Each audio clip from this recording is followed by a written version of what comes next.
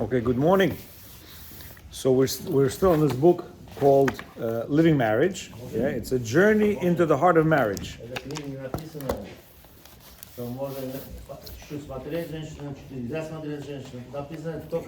Yeah. So listen to this. Listen to this. This is very interesting.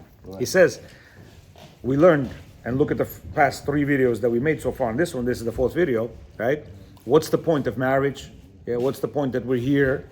Correct? And over there, he gave you a nice understanding of what marriage is. He says, after learning that much of the couple's shalom bayit is dependent on their intimate relationship, let's clarify what is indeed needed to achieve proper intimacy. The rabbis warn that a couple is forbidden to engage in intimacy if they are one of the 9 negative states. Did we mention this? Oh, you read it. You got this book? From their warning of what's negative, we can deduce the positive. These are the words of the rabbis. He said like this. The verse states, I have separated from you the ones who transgress and rebel against me. Right? This pasuk is in Yechezkel. Rav Levi explained, these are the children of 9 negative attributes.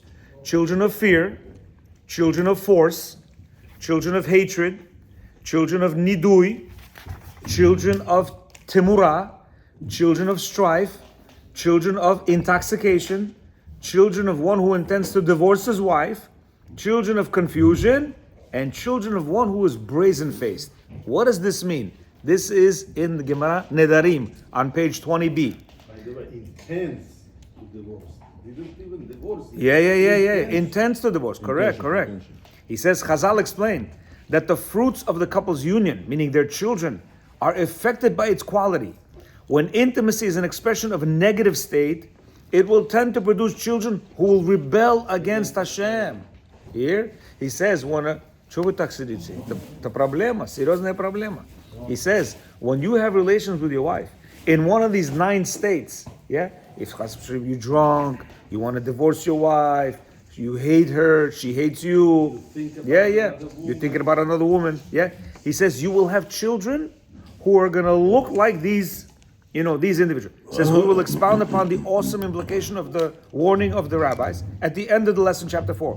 But let's begin by using their warning as a springboard to understanding the building blocks of proper intimacy. He says we'll speak about what's bad about it, but let's speak about what's good. The Ra'avid, in his book Ba'alei Nefesh, elucidates the nature of these 9 negative traits. Let's look at his explanation of 3 of them in order to shed light on the Torah's perception of intimacy. This is the selection of his words. He says, children of hatred, as the words imply, and even of his intention not to divorce his wife. The reason for this is because this is an interaction of immorality, of znut, and not an expression of marital relations. Meaning when a person hates his wife, and yet conflict, right? And yet he has relations with her, you know what he's doing? It's like he's going to mention over here, it's like he's with a prostitute. Here? He says, it's one of the parts of improving the marriage, you have to be intimate. Oh, very good. Children of strife, they're fighting day and night, and this interaction is immoral because it is not an expression of love. Children of intoxication, somebody who's drunk, when he is drunk or she is drunk, and there is no intention for love, and behold, the verse has associated them, immoral wine and old wine will take to the heart. So basically, he says, from the words of the Ravid, it is clear that there are only 2 ways for a couple to approach their intimate connection. Number 1, the path of marriage, which is an expression of the couple's love for one another. And number 2, the path of immorality, which in a certain way becomes similar to prostitution, when marital relations are void of the sanctity of the couple's unifying love. It doesn't matter what is inspiring such a relationship. If it is not an expression of love, it's a transgression. What he wants to say is like this. Many people complain, my wife doesn't want to have relations. What is this? Why not? Because you're not intimately connected to her. What does intimate connection mean? Yeah? People tell me, well, how do I connect intimately with my wife? Emotionally. How do I connect? You know how you connect? It's by not disconnecting. What's disconnecting? Every single criticism you do, every single one, I don't care what it is, even like this. Dora, why is the cup over here? Meaning you want the cup to be in the garbage or washed, right? That's considered negative criticism. Ibi, Dorочка, why is this so dirty? How is possible? Never. Oh, you know what? It's possible. For the past 1 year and 6 months, me, because I said like this, if I'm gonna teach people, right, to do something, what if it's impossible? Right? I'm not a malach or anything like that. I am a human being. I have also things that bother me, right? And I used to be a very good commentator. Very good commentator. Constructive criticism person, meaning constructive criticism is not something you say, no, it's that. My wife's name is not Dora, I'm just, Dora the Explorer, I'm just using, right? No, так нельзя, nice, 3-4 дня. The dishes are in the sink. It's not proper. We're gonna get roaches and this and that. No, it's today's Wednesday, but they're here from Friday. It's not proper. That's killing your wife. Now, what are you supposed to do? You do yourself. Exactly. If you're bothered, guess what? Do it yourself. If not, wait until Friday, the next Friday. The lady's gonna come and clean, or hire somebody. You understand? But to give her these comments, you're thinking, I'm gonna improve her. You're not only improving her, you're killing her. And you're going to be in a state of this, which you're going to have relations with her immorally. Why? She's getting bothered by you, but then she's thinking, if I don't give it to him, then he might look outside. So let me just, okay, I'll just give in. He says, if this woman gives in, and you, chas v'shalom, have children with her, you're going to have one of these 9 children on the list. You hear? It will go against Hashem. That will go against Hashem. That's why, what does it mean to connect intimately to your wife? Firstly, it means don't disconnect from her. And the biggest disconnect is constructive criticism, and negative criticism. Yeah? Talking to her about her weight. Dora, please, I don't think you should eat that. Anyway, meaning any slight negativity that you think you're saying nice, she looks at it as the worst thing that you told her. What did I say? All I said was the truth. Yeah? I'll give you an example with me. Yesterday I come home, something on the fire. Yeah? I'm smelling like, this smells weird. I'm looking around. I see a little thing on the fire, gas is on, and it's burning. And nobody's home. I'm like, what the heck? Who leaves it like that? So, back in the days, my old self, what the heck did you do? This can burn the house. Why? So she's never do it again. Now I said, no, it's not the proper thing to do. Let me go on the family chat and say, guys, I don't know who put this, but it's very dangerous to leave an open fire with a thing on the top. It burned black to a crisp, whatever. Now I know who did it. Understand? So then I show a picture and they said, oi, like that. Again, so certain things we have to say. We got to say it nicely and neutrally. There's a neutral way to say it. If you don't know how to, you got to go learn. And many men don't know how to, including me, including many of us sitting over here. You understand? So these negative comments, constructive criticisms, right? The woman does not know how to do laundry. Laundry smells. 1 time, 2 time, 3 time, 5 time, 10 time, 50 time. She doesn't know how to do laundry. How do I tell her to do the laundry? Nicely, if I tell her, you know what happens? Broken vessel. So maybe you have to tell, I don't know, Rabbi Rebbitzin, this and that, somehow, something, yeah? So, yes, many things people are like, well, what am I supposed to do? She doesn't know how to cook eggs. What am I supposed to do? It's a very good question you have. And according to the book Garden of Peace, it's going to cause a lot of problems. And you know what? We see it now every single day. People often assume that marriage includes... That's not called relationship. Oh, let me tell you something. Talk each other. You are right. But first you have to build a relationship. And as we see here, people get married, within 6 months they get divorced. Do you know why? Very easy collapse. Do you know why? 1 second. Do you know why? Because he doesn't know how to talk to the lady. Talking to the lady, first of all, first year, you're the best, you're wonderful, you're this, you're that. Everything she does wrong, you're the best, you're my mash, you da. Once you build a foundation, then slowly, nicely, in a very, very powerful way, you bring certain things. But what do? I'm going to teach you how to live my way. You know who I am? Avram Yaakov. Teach us before. That's wrong. That's why many of our old folks, now are 60, 70, roommates for 10 years, no relations. That's wrong. Don't think that way. Very, very bad to think that way. Very bad to think that way. Yeah? So she's going to come sit on your head. No, not true. It's not true. When you show true, empathy means I understand your pain. When you show true love, you know what true love is? And I tell this all to my couples that I'm doing. True love is this child that's in your house, 2 years old, 3 years old. Are you expecting anything from him? No, because not ready yet. Zero, right? Zero? That's exactly how you treat your wife. You're not supposed to expect anything from her. And when you do that, she will give you 1,000 times more than what you give her. You give her 1, she gives you 1,000. You give her 100, she gives you 100,000. Why?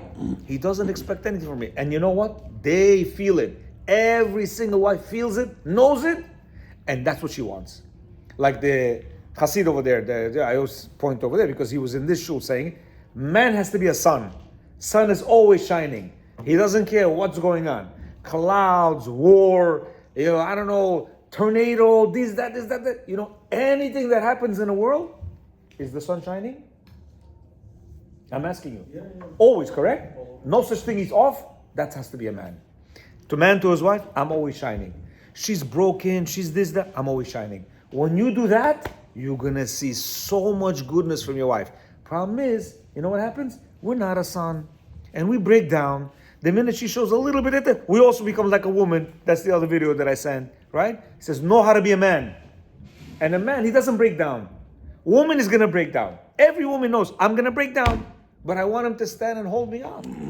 And she's going to break down very bad. To the point she'll curse you, she'll this, do that. If your relationship is that way. You got to be strong like a man.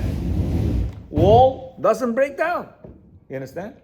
So he says, people often assume that marriage includes 2 different types of closeness. The couple's love that they express through their daily activity, which is the primary topic of Shalom Bayit, and their intimacy, which they share in the bedroom. They think it's 2 different things.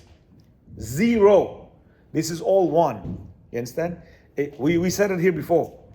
The marriage's barometer of goodness is measured by the bedroom.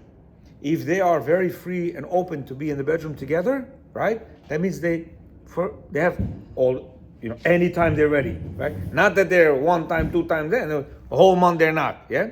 He says it's clear from the Ravid's words that it is impossible to separate between the couple's daily interaction and their intimacy. In fact, the daily relationship itself must nurture the couple's love and harmony so that this very same affection will be able to find its fullest expression in their intimacy. And one of the reasons why I'm very good to understand this is because this is exactly, before I read this, I practiced it. 27 years married, 25 of those were pretty difficult. You understand? And yes, the intimacy was also difficult. Why? Because how can you be intimate with somebody you don't have a connection with? But when you work on yourself and you show this woman that you love her, you care for her, regardless of what happens, the intimacy is completely different. Why? Throughout the day, you're already setting up the scene to make everything good. So any time is an available time. Why? Because there's such a bond and connection to them. But if not, it's very difficult. From Ravi's words, we can identify 3 aspects of a couple's relationship which produce a framework that will allow their intimacy to flourish. First level, the couple's inner emotional connection. They are living with an inner connection of love that is powering their relationship. A couple lacking a foundation of love cannot have intimacy, which is the greatest expression of their love. This is clear from the words of the Ravid, which explain that intimacy of a couple that are in a state of hatred is not considered marital relations at all. I told you about the couple today. 1 year they're in this divorce thing. He tells me, and she told me also, she says, 2 months ago we were together. We were together. Why? His thing probably, there's a couple, they're in divorce court right now. They're living in the same house, but they're separate, right? So 2 months ago, they had relations. You understand? What is this? He calls this relation znut. They did what's called, he hired a prostitute. You understand? Why? Because there's no love. They're in the process of divorce. But his thing got invigorated. She thought, okay, maybe now he's gonna be, maybe he'll forget about divorce. She also gave in. You understand? But it was all shtuyot. Okay? So that's first level. Where what? Their inner connection of love is together and they're willing to, have decent. Second level is their daily lifestyle. Is the couple living together in harmony or strife? If the couple's everyday relationship is in a state of discord, they will never find unification through their intimacy, right? That's most of us. We living, but we constantly having, any moment could be any moment could be right? Any day you're expecting, when are we gonna have an argument? When are we gonna have an argument? When is she gonna say something stupid that I'm gonna get upset at? When I'm gonna say something stupid, she's gonna get upset at, yeah? He says over here, it's like, one of these things. Third level is their intimate union. It's an expression of their love, or it is being motivated by something external. It's clear from the words of the Ravid, that intimacy, which is not expressing love, is considered immorality, even between a married couple. He says they're married, If a couple's relationship doesn't include all three of these qualities, or even one of them is missing, their intimate union will not be proper expression of marriage. And as far as the Torah is concerned, even if the couple is married, their union is an act of immorality. It's like a 24-hour job. 100%. So but I want you to understand like this. I don't want you to think, how is it every time? No. Number one, no one you should criticize. Not your child, not your wife, not your employee. Criticism is very bad for anybody, but especially for your wife. Why? Because if you understand the way the wife works, when you put that ring, you form a connection with your wife that is completely different than you two before. You could be before going out like whatever, 2 years, 3 years. The minute you put the ring on it, there becomes a spiritual thing where she says, oh my God, I'm relying on this man for everything. For everything, by the way. Yeah? So imagine this man marries her, and now he doesn't feel that. She feels that. Because the Hashem said in the creation, right? That your yearning, right, is gonna be for your husband. You're yearning, you're this for your husband. So now imagine, let's not go far away. Let's say rabbi. You're very fond of the rabbi. And he constantly gives you criticism here. Constructive criticism here. What are you going to do? You're going to leave the rabbi. You will not be able to function with this rabbi. Why? It's like, right? Am I right? It's going to be like, what's going on here? Everything I do is bad. Imagine a woman. Every single thing. And by the way, these are not major things. Very small things. Ibi, you got another ticket. Ibi, the children have Pampers. Why the Pampers? It looks like that all day Pampers been on them. All this. The bathroom looks a little bit dirty. All these little things. That, supposed to say, how can she figure out? by the way, these are all. How she's supposed to figure it out? These are all facts. This is all facts. I'm not saying you're lying. Yes, the bathroom all dirty. Yes, the Pampers full 100%. Yes, the meat she took out, she forgot about it and it's spoiled. Yes, she bought some shopping and it left it in the car, and now a day later she's like, oh, Berlin, I left the things. These are all things that happen to people. These are all legitimate things. Now imagine our reactions for every one of them.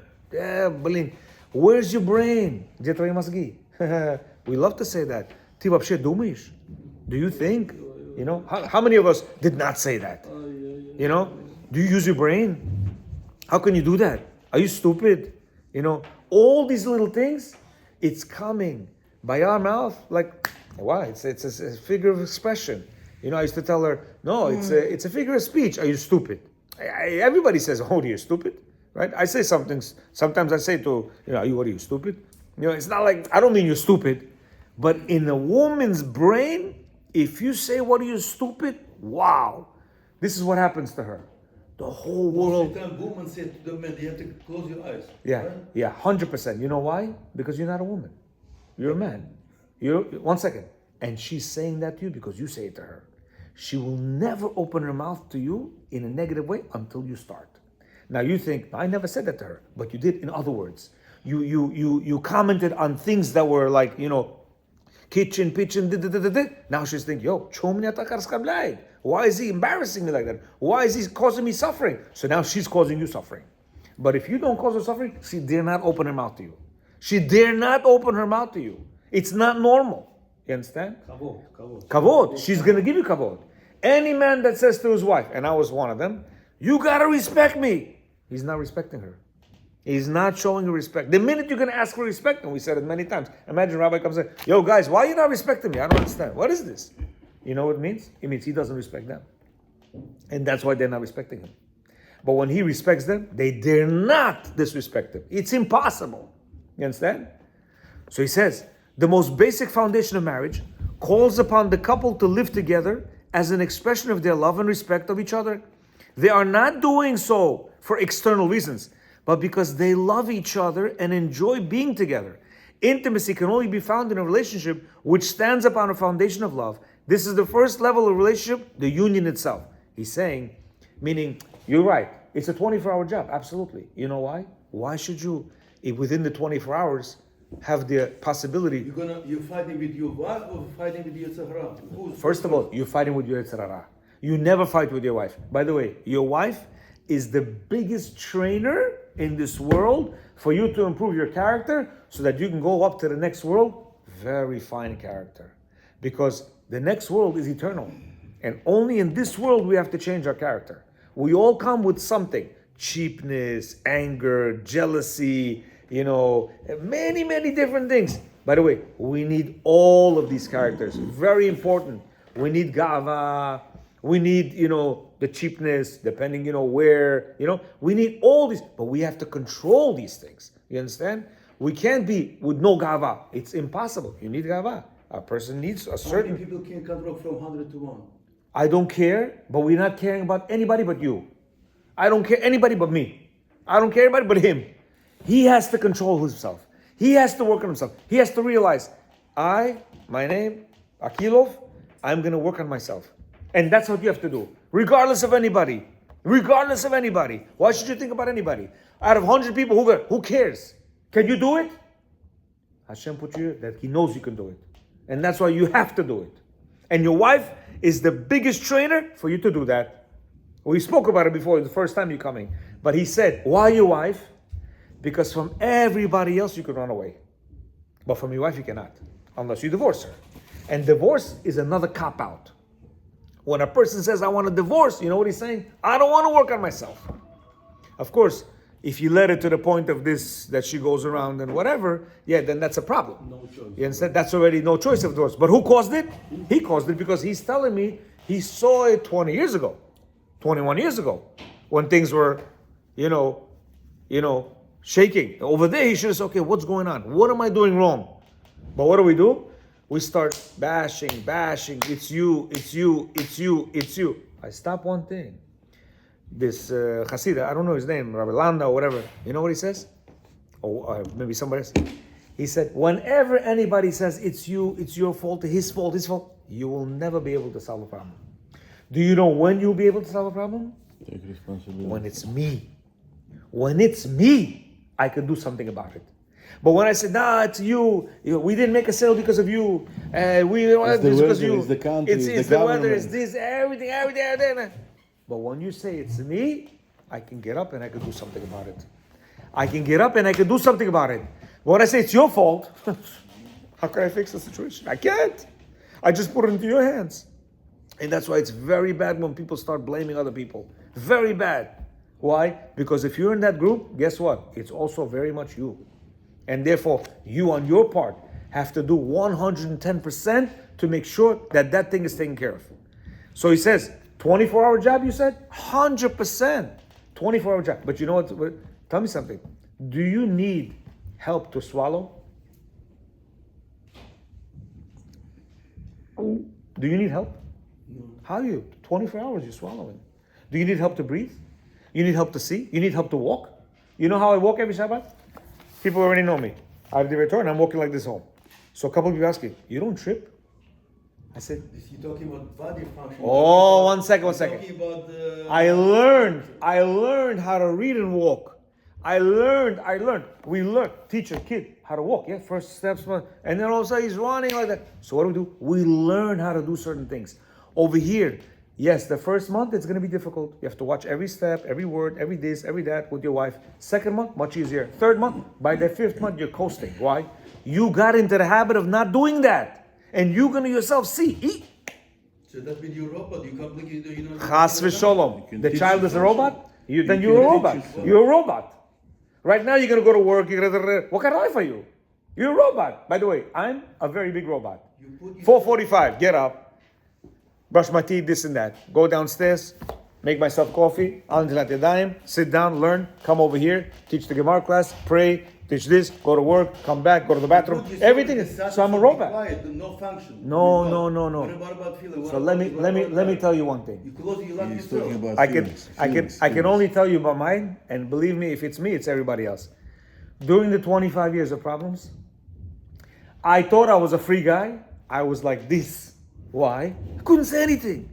Because every word, argument. If I would say, oh wow, what a nice plate. Why, again you telling me that I didn't take the plate? No. I said, what a nice plate. I didn't say, no, you want to insinuate that the plate. Wow, such a good coffee. Oh, then yesterday's coffee was not good? Can I leave? Am I lying? That's a woman. Am I lying? Why? Because 25 years of misery. Once you fix all that, you want to call it a robot? Call it a robot. Now I can have conversation for 2 hours, 3 hours, no arguments. You know why? Mutual understanding, mutual love, mutual understanding. She knows he does not attack me. He does not attack me with comments and negative criticisms and this and that and tell me this and no. Sometimes you want to say, when your wife has a double chin, you want to tell her, sweetie, double chin у тебя. She'll tell you, and you as a man say, bye-bye, study, you get old, But sometimes you want to tell her, maybe she could work on it, right? Boom. I'm dealing with a case right now. He was telling her she's overweight, or to the point she does not want anything for him to do with. She tells me, I don't want him to hold me by my eta. Why? He used to tell me I'm overweight. She's still overweight. But now he doesn't tell her. But in her mind, every time every time she's taking a shower and he comes in, she's like, please get out. Why? He used to tell me I'm fat. So every single thing is pointing to what? To the fact that he was telling me this 10, 15 years ago. But it's ingrained in my brain. How could I function like that? She's insecure. Absolutely. So imagine if a husband would come on. Why is such a balagan at home? Why the bathroom dirty? Every time he comes in, she's hearing these words. Even though he doesn't say it. Every time he goes into the bathroom, she's thinking, oh my God, it's a little bit dirty. Every time she goes to the kitchen, there's one plate. Oh, pardon the plate. Can you imagine to live like this?